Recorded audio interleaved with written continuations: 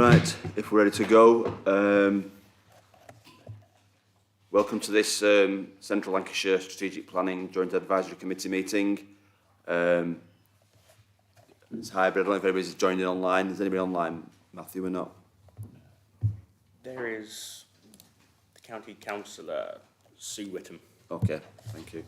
So the first item is to appoint a chair for this meeting. We're in shortly. Thanks, Alistair. I'll second that. Thank you. All those in favour of dumping the chairmanship on me? Thank you. I'm deeply honoured. Thank you, guys. Right. Yes, so first item of business, actually, I think, is to welcome the new planning lead in South Ribble to the meeting. Lizzie. Do you want to introduce yourself, Lizzie? You introduce yourself. You have to press the button on the thing in front of you. The red light goes on, hopefully, if you've got one that works. If not, somebody will pass you one. Yep. Hi, I'm Lizzie Hindle, so I'm the new Head of Planning and Enforcement at South Ribble. Just been there 2 weeks. Okay, and on the back of that, could we just all introduce ourselves on the front row? I'm sure Lizzie knows the people on the back row because she's working with them on a daily basis. So I'm Alistair Bradley, I'm leader of Chorley Council. I'll be chairing this meeting, apparently. Alistair Ward, Exec Member of Planning and Development, Chorley. Put your lights on, please, while you're talking. It'd be helpful. Alistair Ward, Exec Member Planning and Development, Chorley. Good evening, everyone. Michael Green, County Councillor for Moss Side and Farrington Division and Cabinet Member, and also a South Ribble member, Lizzie, so welcome. Yeah, good evening. I'm County Councillor Alan Cullens, also the leader of the Conservative group here at Chorley, but representing the county here.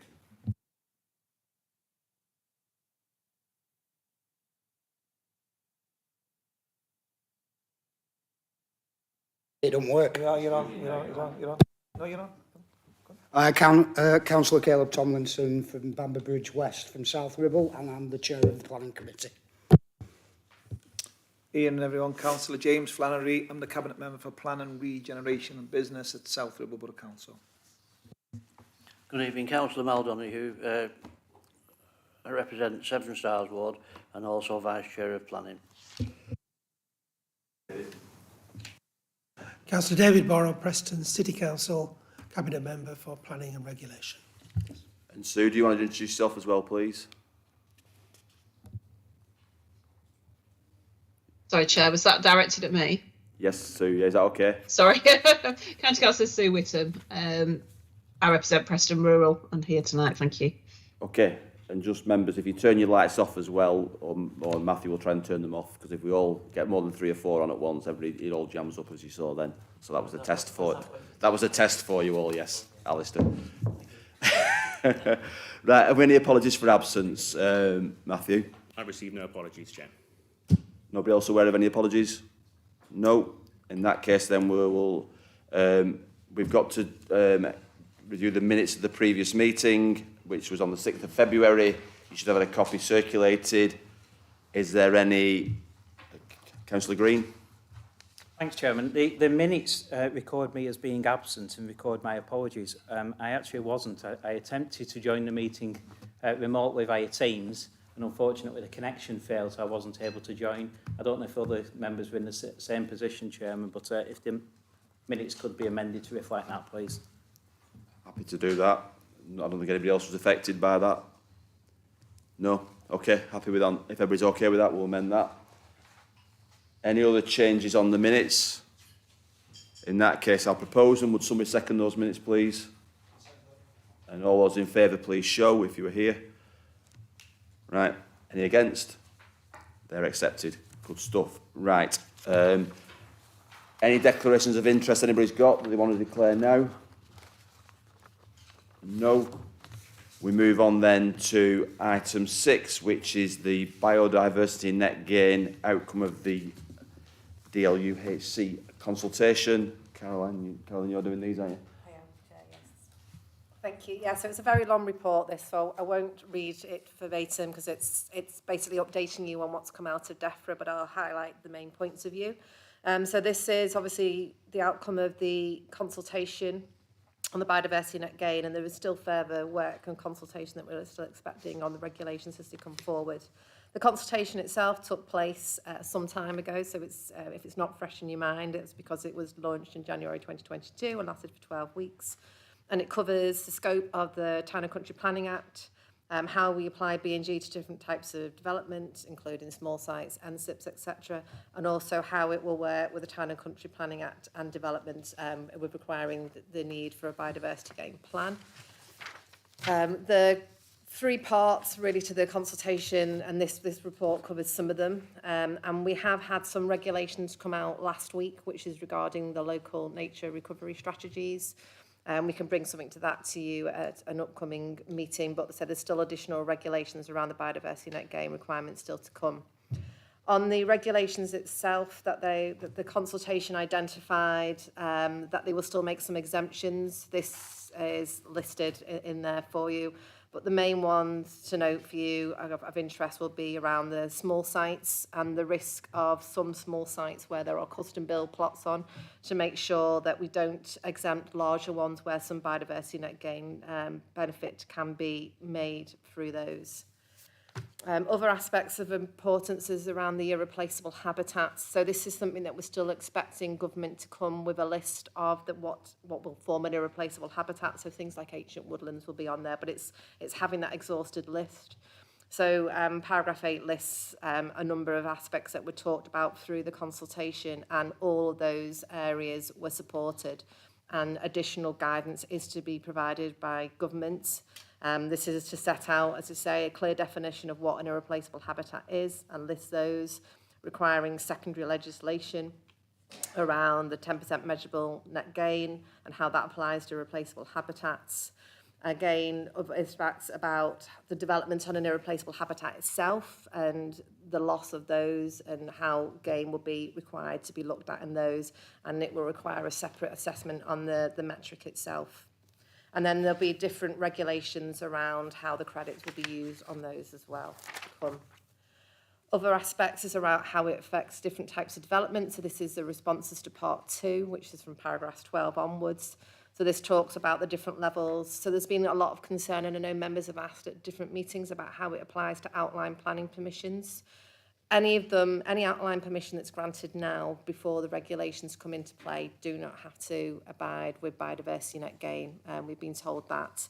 But what we need to understand is where variation to permissions that might come forward afterwards, if they are significant, and that they may well apply.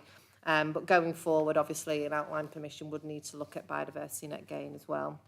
And the government have confirmed some further guidance for small sites, and this is really to reduce the burden on those developments coming forward, and to ensure that those developers can engage positively with the system and it doesn't restrict those type of developments coming forward. The implementation date of November 2023 is supported, but there have been concerns raised by local planning authorities, obviously, around the amount of work, but also those other bodies that will need to implement it will also have concerns as well. And there will be an extended transition period for the small sites to next April, to allow for authorities to get used to the new system itself. In regards to the NSIP process, again, B&G will still apply to those. So the government has said, obviously they're aware that there was concerns that those projects might be exempt from or not be delivered in accordance with B&G the same way other developments are, and they have said they intend to apply B&G without any broad exceptions other than with the requirements on irreplaceable habitats. With the NSITs, because they are more complex, the transition period for those will be until November 2025. So there's a longer time for implementation of biodiversity, again, in respect of that. And again, they're saying no light touch in regarding to the off-site gains as well. And they will have to register those sites on the biodiversity gain register. They will also remove the incentive to clear habitats in advance of ecological assessments. I think this was a concern that members have had as well, that developers tend to come in and clean the site and then bring the application forward and say there's no biodiversity net gains on there. So this again is looking at where they've been degraded since January 2020. A pre-degradation habitat assessment should be taken as a baseline. I'm not really sure about how that will work yet. And again, various regulations and guidance will still come to assist us with that. But it's important to see that they are recognising those concerns. In regard to the biodiversity net gain plans, which are required to be submitted with applications, people were quite supportive of what should go into those. Again, there was a lot of information suggested by those who responded about what could be included to improve those, and the government is taking those on board. This lists information around the future management and how that's reflected in the gains plan, reference to existing industry guidance and making that clearer. The government needs to be clearer on the regulations, the guidance, and also making sure that there's a template that people can use, so making it clear where the information, what information is going to be put forward. There's also a commitment by government to address the points raised, and they will provide this biodiversity gain plan template for us to use, so it's clear, and this will go alongside planning applications before a plan is submitted to us for consideration. Further bits around the off-site gains, the government's confirmed that they will implement their proposals, and off-site biodiversity gains for particular developments will be defined, so we can understand how those off-site gains rather than just purely on-site gains will be looked at. Obviously, the incentive is for on-site gains, but we know that not in all cases will that be possible. So they will look to how they can provide guidance and support for that. The period for securing gains for 30 years is generally supported by people again, and this is a minimum and will be subject to review, but it won't be reviewed until at least 2026. And this will align with all aspects of where biodiversity net gain is imposed. So for us, for the NSIPs as well, the same process, and for Marines, to try and find some continuity between the processes as well. And then it talked about how longer term plans for those sites will come forward and how they can continue to gain funds going forward as well. So just because a site has had 30 years of funding doesn't mean that it can't relook and reapply, where if it identifies further support is required to maintain that site going forward. I think the bits that are probably important is around the register itself and how we can get on the register, and I know local authorities were quite keen about how we can get on the register. So it does talk about how you can put a site on the register, the information that's required to go in there. Again, there's be additional information will come forward, but you can, as a local authority, put forward a site, but you do need to remember that if you're putting forward a site, you need to consider the lifetime of that site, the management of that site following the extension of the 30 years and how you're going to bring it forward. But it doesn't stop you from promoting those sites within your area, but you can't state it as the main site that should be getting the gains unless there's a particular habitat creation on there that you can say at that particular time is supported from a development that's coming forward close by. So you can put a site forward, you just can't mandate everybody puts credits into that particular site. And it will be responsible for the local planning authorities to take those sites forward on the registers themselves if they want to promote them. Again, with any other landowners and developers, this will be the same for them. And then we would need to create binding legal agreements for registering those sites for gain going forward. All developers will need to do that. Government has stated they'll publish guidance on what local planning authorities and the responsible authorities should take into consideration when preparing the legal agreement to secure biodiversity net gains. So as you can see, I keep saying government will provide further guidance. So although this is a consultation outcomes, it's a consultation outcomes indicating that a lot further information is still to come. There'll be further regulations around how to become eligible and to make sure sites aren't duplicated.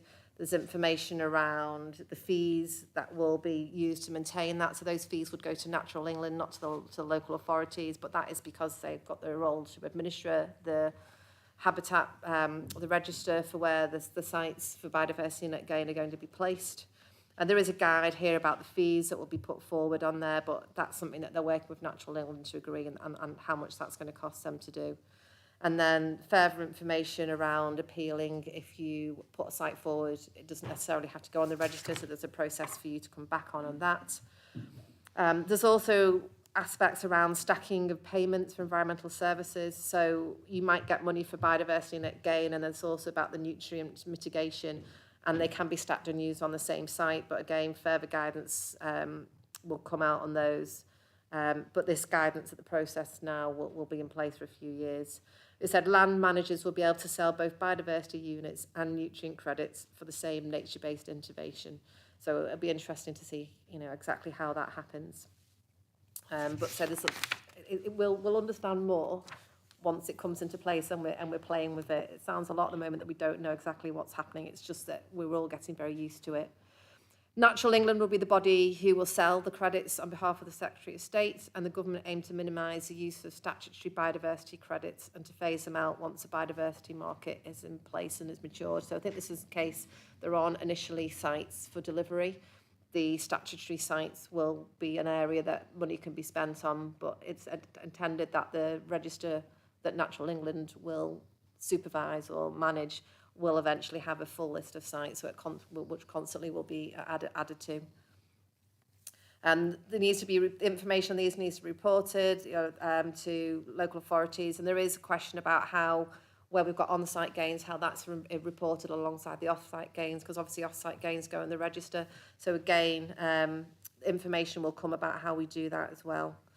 And there is also concern around how local authorities, Natural England and other bodies will deliver this. So government is committing funding to do that. So they have committed additional funding this year. They told us this month we can have an extra 27 or just shy of 27k, but we had 3 weeks within which to define how to spend that 23k, and then there'll be additional money coming to us, and further new burdens funding will come going forward, and they'll continue to provide support and training for local planning authorities. Did you have a question? Do you want to ask now? Sorry. I thought you had a hand up. No, sorry. And that's pretty much it. I mean, there's a bit about the next steps about what we need to do as councils.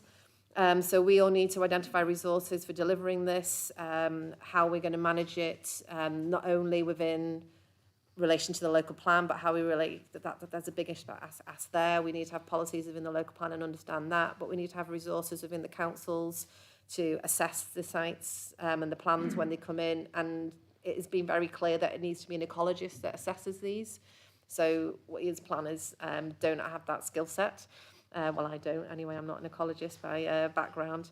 So it'll be interesting to see, how we all train up there and how we get the resources in there. We've obviously spoken to GMEU and Merseyside Environmental Advisory Service as well as County Council. We've all around the table responded to the County Council's recent survey about how they might provide support on that.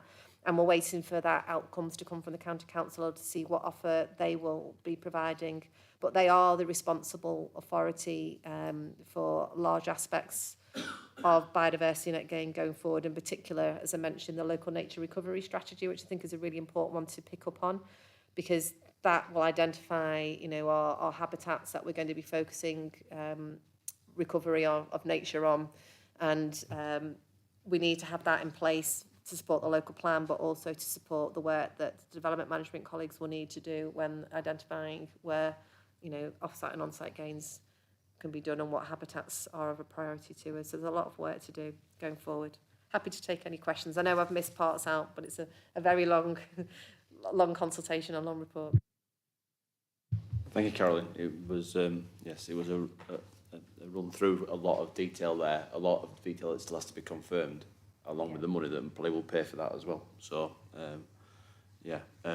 any questions or comments? Everybody's got.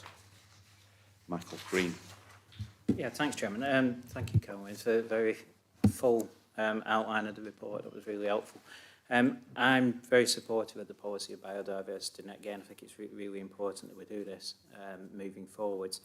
But it's clearly a very complex area, and identifying suitable sites, if it can't be on the site, will be challenging as well. How close do the sites need to be, or can they be some distance away legally? But then my second point is, obviously we want to keep them as close as we possibly can for obvious reasons. So they don't have to be, if they're not on site, they don't have to be close. And the report touches on that. We probably didn't pick it out, but it does say, if it can be, once your site's on a register, you can do those off-site or use that off-site gain wherever it is. But the further away it is, that's got to be factored into the metric. So if you're not providing it close by, the calculation will look to take account of that. Ideally, it should be on site. as much as possible. And for us, the policy that we'd like to implement through the local plan would be, you know, local within your immediate area, district, and then central Lancashire, and then Lancashire-wide. That would be the approach, but we would like to try and deliver it as close as possible. And there's nothing, I say as well, to say that sites can't over-deliver and provide an excess of biodiversity net gain on their sites so they can go above the 10%. But if they want to then sell that 10% off as credits, they have to do that when they put the plan together in the first place. They have to identify the 10% they're going to be delivering on site and any additional benefits that they're creating for other people who want off-site gains to be delivered at a future date. So it might well be a developer is going to be bringing another site forward in a couple of years and know they can't deliver biodiversity net gain on that site, and might be banking the money here, the habitats there to create that habitat need going forward for a further site down the line. But there's nothing that stops them doing that at the moment. Any other comments or questions?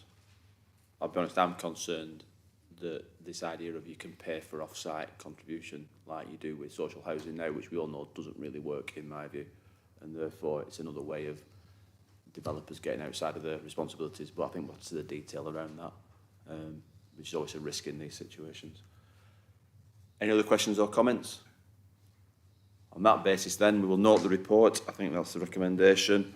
Thank you, Carolyn, for that, and I'm sure we'll discuss that again at some point in the future. The next item then is probably just as complicated, but anyways, Catherine, is the preferred options consultation part 1, initial findings and next steps. Is that you, Catherine, yeah? Yep, it is. Yep, so as you know, the part 1 preferred options consultation took place between the 19th of December and the 24th of February. The report summarises the main outcomes of the consultation. I'm just going to pull out some of the key points within the report. So in terms of the number of responses received, there were 913 total. So 694 of those were received through Citizen Space, which is where we encouraged most people to submit them, because obviously it makes it easier for us as officers. But then we did receive a further 236 responses, either via email or letter. So that has created a lot of work for home teams to input those manually onto Citizen Space, because ideally we want all the representation stored in the same place so that we can run off reports and analyse those more easily. So we're all on with inputting those at the moment, but as I said, it is quite time consuming because some of them are actually handwritten, so we're having to manually type them in. Some are very lengthy and they don't make clear which of the questions in the consultation they refer to. So we're having to sort of use some interpretation of that and try and pull out the information and add it to the correct question in Citizen Space so that when we do that analysis, it's easier for officers to deal with. As part of the consultation, we also undertook a call for sites exercise, so encouraging people to come in with any further sites. We only accepted sites that were completely new sites, not resubmission of sites we've already that have already been put forward and we've already considered. So in total, we had 42 new sites submitted. And these are currently being assessed by the home teams through the Sheila process. So obviously we have a Sheila database and there's a lot of information to gather on each site. And then we will determine which of these sites should be considered further, which should be discounted. And the ones that we consider further will then be subject to more detailed assessment. So we just need to do that initial analysis to start off with and work out how many of those we'll need to look at in more detail. We also received quite a number of submissions amending the boundaries of existing sites that have been submitted. So a lot of work is being undertaken at the moment, amending the boundaries of those sites. In terms of the consultation events, we held a number of drop-in events throughout the consultation period. We had 18 events in Chorley, and in total there were 504 attendees throughout those events. In Preston there were 6 events with 128 attendees, and in South Ribble there were 5 events with 182 attendees. So obviously it varied between drop-in events depending on the location. From a Chorley perspective, obviously it was areas where there was a lot of development proposed where we saw greatest number of people. And also there were a number of duty to cooperate meetings held with statutory bodies and neighbouring authorities over the last few months. So in terms of next steps, once we've inputted all the reps onto Citizen Space, we then need to analyse all those representations. So we need to split this up between the home team, so probably by policy direction, and each home team will need to look at comments on sites as well, because we've received a number of representations relating to either sites proposed for allocation, so people not wanting them, or in support of sites proposed, or in support of sites we've decided not to take forward. So there's a lot of information to go through to move forward. And then an outcomes report will be published, which will outline the main themes and responses received and what the council's responses are to those. And we have to do that work to sort of show to the inspector that we've taken into account all the representations received, and we've took those on board when we've moved forward to the Part 2 preferred options and then to submission. And finally, as I've mentioned previously, we need to decide which of the sites will be considered further. So there's a lot of ongoing work in terms of that. So those were the key points, if anybody's got any questions. Anything from anybody? I'll go with Jay first, then Alistair, and then Michael, if that's okay. Thanks, Alistair. I would just like to say, a lot of when we're going through this process, sometimes we seem to forget about all the good stuff. We're very good at picking out, which we've probably demonstrated on plenty of times, what's wrong. But the officers have done like a consultation process here, which has been massive, really. And they collated the information and brought it tonight, but also resourced all the consultation events. So I think, there's times like this, I think we need to recognise that and give them a lot of encouragement and support and recognise the hard work, because we are probably as members always nitpicking the things which we haven't got. So I just want to say a big thank you to all the team for the work that they've done. Cheers. And that's noted, and having been to several of the consultations myself, I think the way they were set up was ideal, even though some people weren't very happy about what they were coming to talk about. The way it was done was in a very mature and sensible manner, and therefore it avoided the, ending up in the battle. So it was a skill set that I think officers developed as they went through the process to do that, and a lot of members put their bit in as well. So thank you to everybody who took part. I've got Alistair Morwood first, and then Michael Green. So Alistair. Thanks, Chair. It's just not so much a question as a thought. As you already said, it's a lot of human input, these consultations, and many officers went to many consultations, but there weren't sort of, just lots of people spread out. So I was just looking at these the results that came back in the written or email form, 200 odd, which is causing a bit of a backlog now. There's a lot of work having to, especially handwritten ones, which I'm very impressed. I hope you could read the writing. Have you had any thoughts as to why so many might have done that? Is it just because they just prefer it? Or was there something on Citizen Space that didn't allow them to put exactly what they wanted in the form they wanted it? He's always jumping in there. We've pondered this, Chair, and Alistair many times, and the last time, I think it's a learning curve. We have tried to really steer people to use Citizen Space, and as officers we tried to come up with a questionnaire that we felt was quite simple but succinct, but dealt with all of the issues. And the problem we've got is going forward, so the next consultation will be even more material because it'll be a full draft plan. So it's how we encourage people to use the digital as opposed to the handwriting, which obviously, as we talked about, creates a lot of work. We can't refuse to take written responses. Even Department for Levelling Up, they don't, because we looked at this and they don't.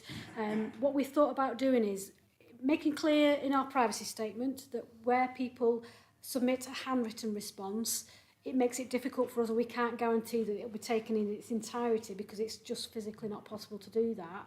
But then also making sure that people know how to use Citizen Space and are confident with it, because I think there's a proportion that will be, that will have been kind of, struggled to get online and find it quite a barrier.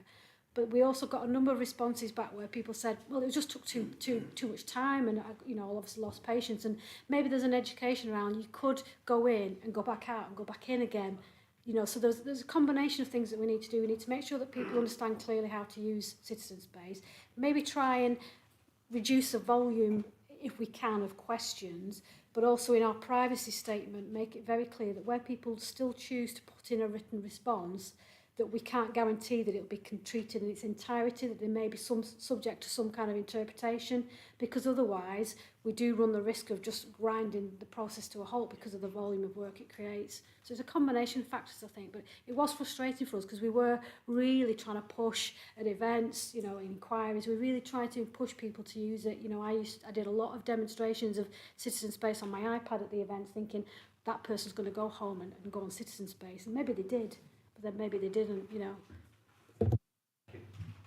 Just to comment on that, given that you've had the evidence that you can't convince a lot of people to do it online because it's just hard work, because maybe they think it's easier to write it, do we provide them with packs that are question, then a space for answer, question and space for answer, and then continuation sheets?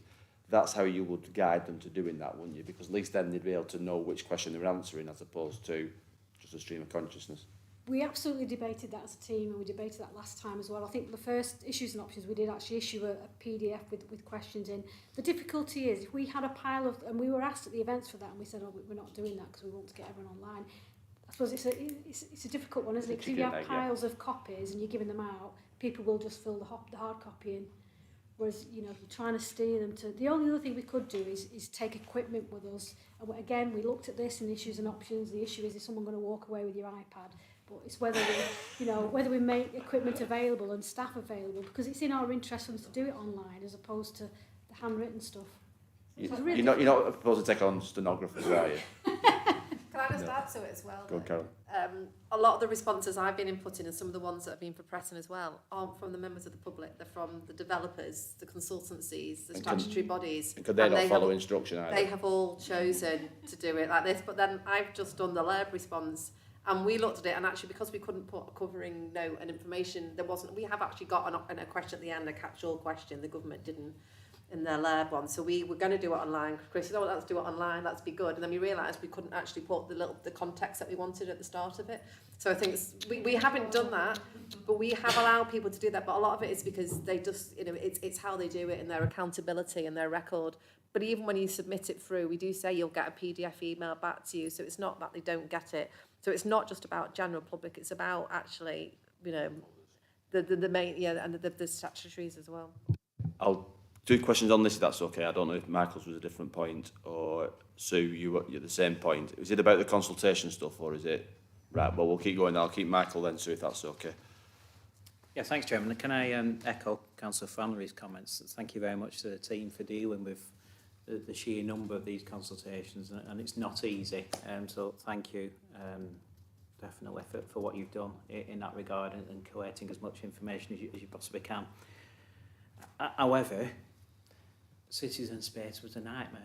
And I had lots of residents contact me saying, I can't fill this in, or I'm not going to go through all these questions just to answer 1 or 2 or 3 questions that are important to me as a resident, and I can understand that. So I submitted a consultation response on there, and it took me literally hours and hours to go through it all, and I'm relatively used to filling in consultation responses. I'm not an average member of the public that might never have done one before and struggling with technology and only wanting to answer certain parts of it. It was a good consultation in some ways, and the way it had been set up was good, but it's just the sheer volume. And if there's any way to address that in the future, we must learn, and I think that's put a lot of people off. And I know, as I sit on working groups, a working group at South Ribble, and I don't think they submitted the response in that way. They submitted a separate response to deal with these points. I've had parish clerks that have said to me, this is a nightmare, we can't possibly complete all this. So we've struggled, and in some ways we've probably failed to get as much information as we can do as a result of that. But I know it was well-intentioned, and I know the amount of work that's gone into it, so I'm not meaning it as a criticism, but just something that we can maybe learn from moving forwards. And can I also touch on the drop-in events? And I wanted to commend Chorley Council on this one, because you had almost double the number of drop-in events that Preston and South Ribble had put together. So well done, Chorley. And I'm not quite sure what South Ribble and Preston were doing, because we should have had more of these drop-in events, because that would have been another opportunity to get information from the residents on what matters to them. So again, another lesson learned. But thank you, Chairman. We'll move on from that. There was 2 in Chorley that we didn't need to have by the look of it because nobody went. But anyway, that's the prerogative to attend or not attend. Each council did it on what they wanted to do in their own area. Yeah, it points to different routes, but obviously, and you'll all be aware that this has been an issue in Chorley for a lot of communities, so we need to have these discussions in the villages, but I'm not going to judge anybody else by what we did.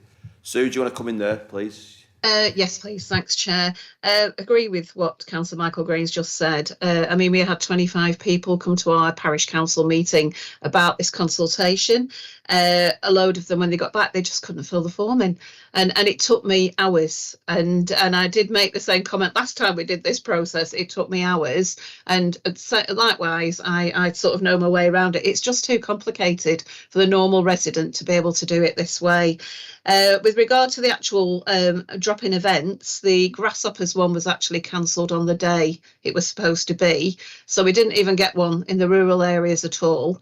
But obviously, if that's something that Preston decided, then that's something we should take up.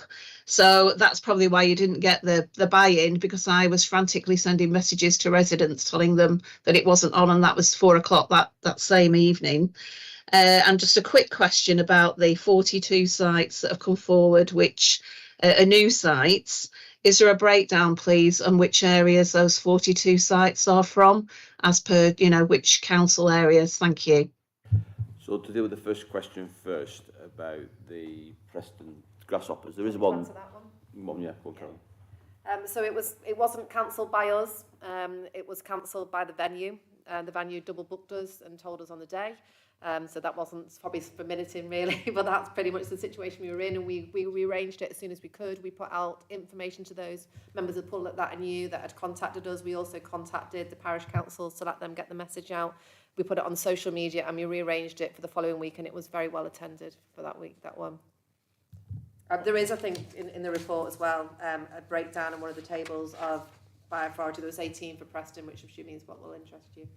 Thank you. 18 sites in Preston. Yeah. Where's that? So what page is that on? It is page 7. It is the bottom of page 7. Paragraph 20, so if you can see it. Thank you. Thank you for 17 that. in Chorley, 18 in Preston, and 7 in South Ribble. Thank you. Zoe? Yeah, just to pick you up on that, Chair, all the details of the sites have gone to home teams yesterday, all the GIS layers and the details. It's the end of last week, so the 3 home teams have now got details of those sites, so they can obviously be working on them, but obviously could share them with their members if they so wish. Doesn't help Sue as a county council, because it won't go to county council, will it? But I'm sure she can source it from Preston if she needs to. Okay. Any other questions or comments on that? Just go on, David. Perhaps just follow from the earlier discussion. A fair chunk of the population don't have computers. That tends to be people of a certain age. And while not generalising, people of a certain age tend to be the ones who reply to consultations on planning. So I don't think we should be surprised. And I also think it's been mentioned in several contributions, either individuals or organisations prepared to paint a full picture of their views rather than be pushed into boxes. But from the point of view of the people organising the consultation, it's easier if people are pushed into boxes to do it, because it's very difficult to do it if people are writing a narrative. But I don't think you can stop it. We're getting a flavour of how people feel, and there's no easy answer to it. I think our officers have done the best they can, but we're always going to have that problem that some people don't have a computer, some people would prefer to write a narrative and not go into boxes. But from a processing point of view, it's much easier if people go through boxes. But that's the system, that's where we are, and we can't change it. And thank you for that. And I think before we went to the consultation, there was a number of briefings we got about how it was going to be done to encourage as much. And we had our chance to have our input in it. We'd looked at what was done elsewhere in the country and how other people had done it well or badly or what have you. And I think I think we've just got to strive in the next consultation to make it as inclusive as possible, and that's got to be the point of what we're all after, because that's why we did as many drop-in sessions and as much effort as we went to. So we can always do it better and learn from what we've done. Jay? Yeah, just a quick one, really, just to respond to Michael's comments before, which I understand in terms of the number of events, but I think you'll find, Michael, one of our decisions was made regarding having one which, when you see the Bamber Bridge, Lostock-Hall and Watnerdale, those issues are integrated in those communities. And I think you'll find that one event was attended by more people than any other event on the list if you have a look. So whilst you mightn't think there was that many events and we learned something from it, we also learned as a team that sometimes it's quality, not quantity. Thanks. I don't think we'll agree on it. I don't think we'll get to an answer on it, but I think we will take on board the comments everybody's made about striving to get the best consultation we can for the next part, as we did for this one. So let's move on. Any other questions or comments? We must note that report, so that's noted. Thank you very much. Item 8 was touched on at the last meeting, much to my interest, and now we've got a full briefing paper on it, which is a negotiated stopping of transient need for gypsies and travellers. I think, Philippa, you're taking us through this report, aren't you? Yeah, that's right. And there is a paper there as well. Okay, same one's on screen, hopefully. Thank you. This is just a presentation on gypsy and traveller transit provision about negotiated stopping. One of the findings from the GTAA was the identification of the need for 10... It's not working, sorry. Oh. Say next slide, Matthew. Oh, it's up there. It's Matthew doing it, so it's not Oh, working okay. when you That press one's that. not working. I'll go slow. The GTAA identified the need for 10 permanent gypsy and traveller pitches in Chorley, and sort of extrapolating across the central Lancashire area. But it also identifies the need for gypsy and traveller position, but recommends the introduction of negotiated stopping arrangements rather than dedicated transit sites.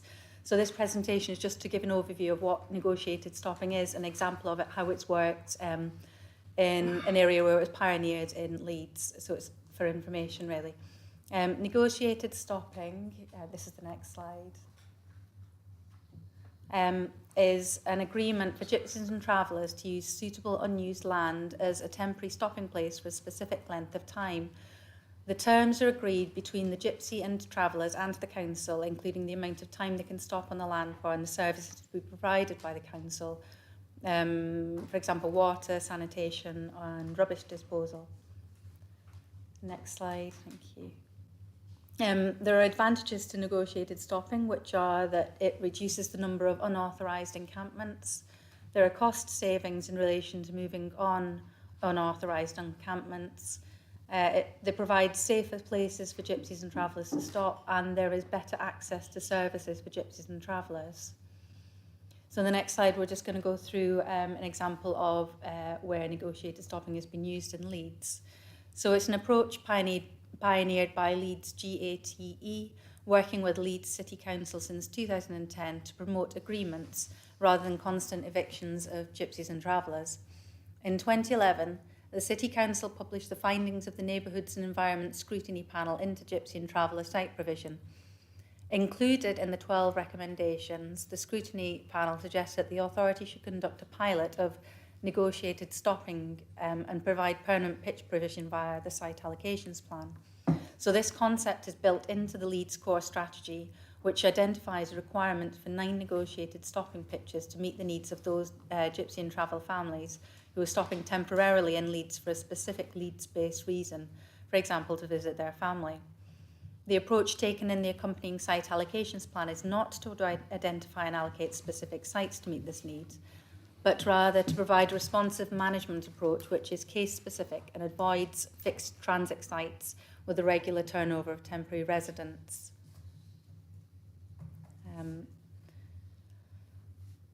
The Council views negotiated stopping as a partnership. The management approach sets a protocol to identifying suitable, available and achievable negotiated stopping sites to be used by temporary visitors to Leeds, and this approach was submitted to the inspectors of the site allocations plan so as to help ensure the plan is sound.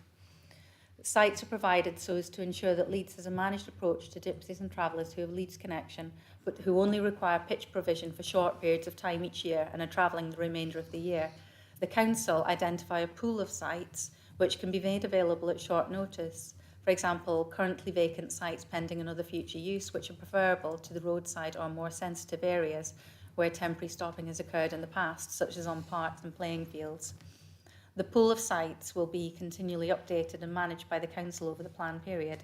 Sites are of a size suitable for up to 2 caravans, although there is a flexible approach if the family exceeds 2 caravans per family.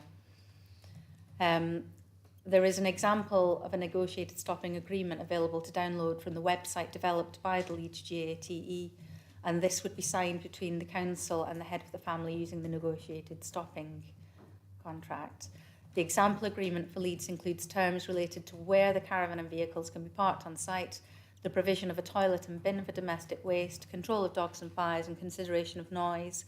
There is discussion and cooperation between the family and the local authorities encouraged, with named staff listed and contact details who can be contacted should any issues arise. So there are a number of benefits. I'll just go through these to finish off. The economic benefits are a lower incidence of illegal encampments, reduced enforcement, eviction and clean-up costs. There's no requirement to develop and manage and maintain permanent transit position, and it saves on police time and costs. Social benefits are that it's helped to foster good relations with the Gypsy and Traveller community, and there's been improvements to the quality of life of gypsies and travellers because it's breaking the eviction cycle because there's no immediate threat of eviction. And there's been a reduction in levels of nuisance and antisocial behaviour associated with encampments, and the impact of the encampments is spread across the city. And there are environmental benefits, which are that it promotes the use of previously developed land, steers encampments away from environmentally sensitive sites. The development is temporary in nature and has no permanent impact, and the encampments have a reduced impact on the environment because sanitation and there is refuse provision as well. If anybody's got any questions, then I'd be happy to try and answer them. Thank you, Philippa, for that report and taking us through that. Any questions, Alan? Yeah, thanks very much, Alistair. Just trying to get clarification, really. One of the slides said that to use suitable unused land. What's classed as unused land? And equally as well, if you place in these sites, I'm particularly thinking of the Appleby Fair, which, you know, as a regular, especially outside the Hobbin and places like that, you know, you do get caravans stopping. It's how do you accommodate that, and would that force those people who are just stopping at the roadside or in laybys moving back to what is unusable land? So my understanding in Leeds is that they have they maintain a list of the number of sites, and these sites could be sites that are waiting to be redeveloped or for whatever reason are currently vacant brownfield sites. So it's a temporary provision, and the list gets updated over the plan period. So it's not that that site would be available for the full 15 years of the plan. It could be available for this year, but that list is kept updated so that when a family does arrive in the city, that officers can visit them and see if that's not already if that is a suitable location, then the agreement could be negotiated on that site, but otherwise they could be directed towards somewhere on the list that's more suitable. So it's sort of a live list of sites that they maintain. Carry on, Alan. Okay. How much of that would be enforceable then? Because, you know, the current way that a lot of travellers turn up is onto car parks of Sainsbury's or somewhere like that. If you have a number of pitches, you know, they could be, for instance, turning up in Preston, but your pitches are actually available in Chorley. How would it be enforceable?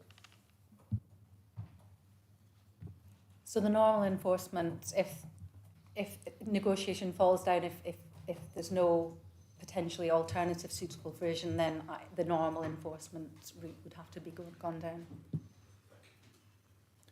Sorry, Alan. David, sorry.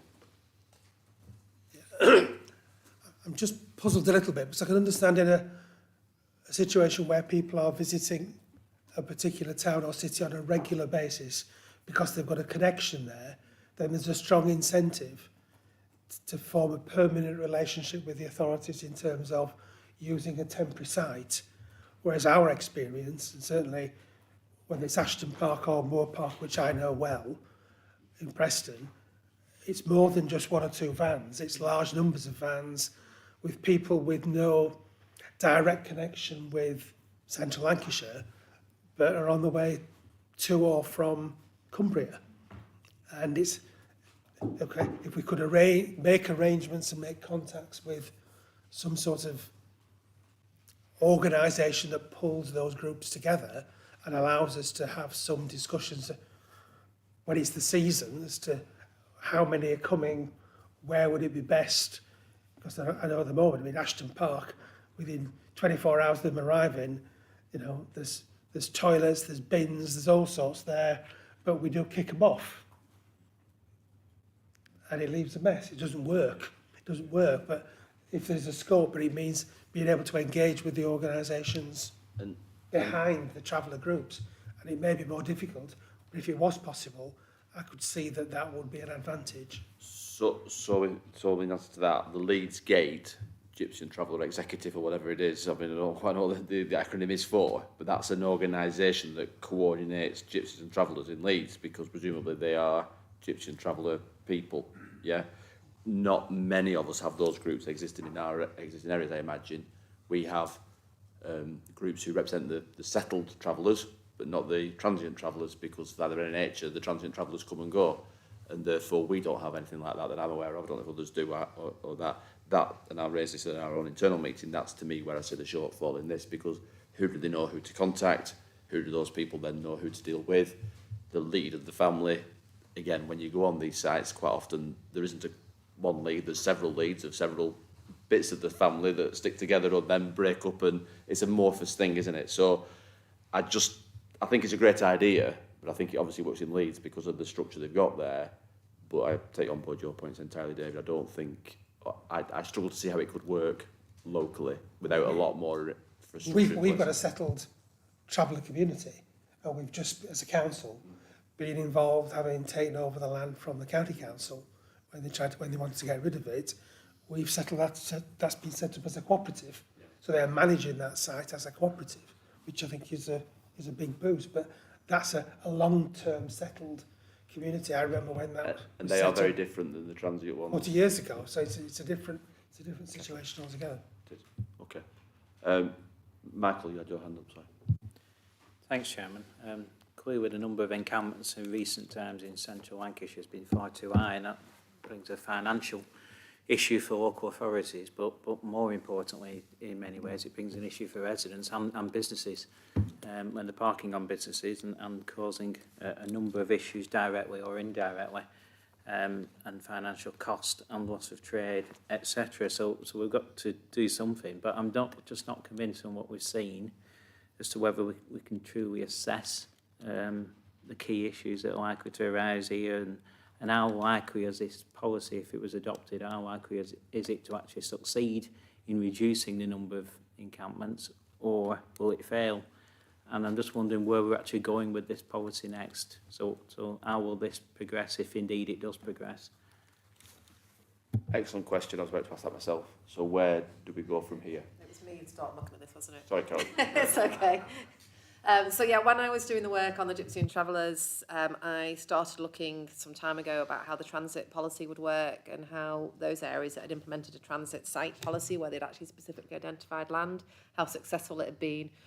And the results of that work were that it wasn't. So where people had identified in their local plans and identified sites for the 15-year period to meet this transit need, the families going through the area didn't want to use them, mainly. You know, they might necessarily be where they wanted them to be because the council's going to identify a site that's appropriate for them. It might not necessarily be on the routes that these travelling parties wanted to go, or it might be more than one family and it's like, well, we don't want to be with them. And also they didn't want to pay the cost of staying on these sites. Now there is, with the cost of the Philippa, there is a cost that with the work that Philippa has presented. But the way they've decided that negotiated stopping works is for exactly what Philippa has pointed out. You would have a bank of sites at any one time that are vacant, that those, you know, parties who own those sites would allow you to go onto that land for a temporary period for, you know, whatever reason for those families to use that site for that period of time. So it means that we don't sterilise a plot of land.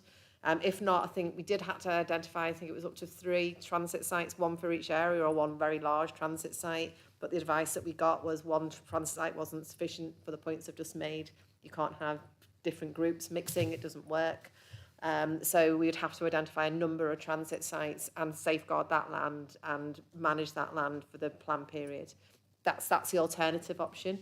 So the idea is each council would have a list of sites at any one time that you go to. So it wouldn't just be a list for Central Lancashire, there'd be a list for Preston, a list for Chorley, a list for South Ribble, and we would work with the bodies. And there's nothing for us to start looking at how we can establish the sort of similar arrangements that Leeds have got or London have done. we don't have that currently, but there's nothing to stop us trying to get that for exactly the points that Councillor Borrow just made. It'd be really great if we could get that information from the communities to do it.